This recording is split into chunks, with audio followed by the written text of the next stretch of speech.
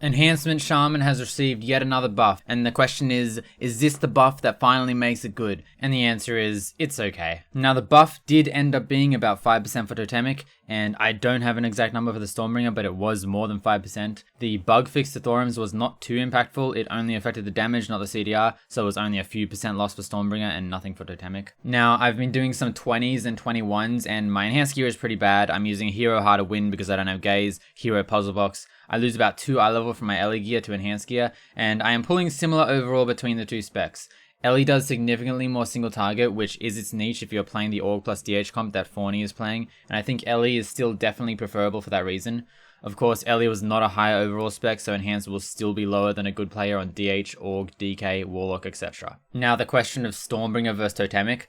I ran a 20 Mysara on Stormbringer and then a 20 Mysara on Totemic. Both runs had pretty much the exact same route, exact same timer, and almost the same comp. If you factor out the DH debuff, I actually did almost exactly the same overall in both hero trees. And both trees do very similar raw single target damage as well. So you can basically play what you want. But there is a main weakness for each tree. Stormbringer has RNG damage outside of cooldowns based on Doomins procs. In this pull here, I went 80 seconds without a Doomins proc, causing myself to be below the tank. Totemic doesn't have this issue because it has guaranteed 1 minute cooldowns. But Totemic has a unique issue where it loses priority damage if there are more mobs around a target. Here is an Algathar Academy tree boss on 21 where I do 68k single target DPS, which is pretty pitiful. I found a Skyreach Totemic log of someone playing Totemic on a full single target boss and compared it to my Overgrown Ancient. I lose 5% damage from Surging Bolt, which hits random targets. I lose up to 5% damage from the Crash Lightning Splash, which is fully split.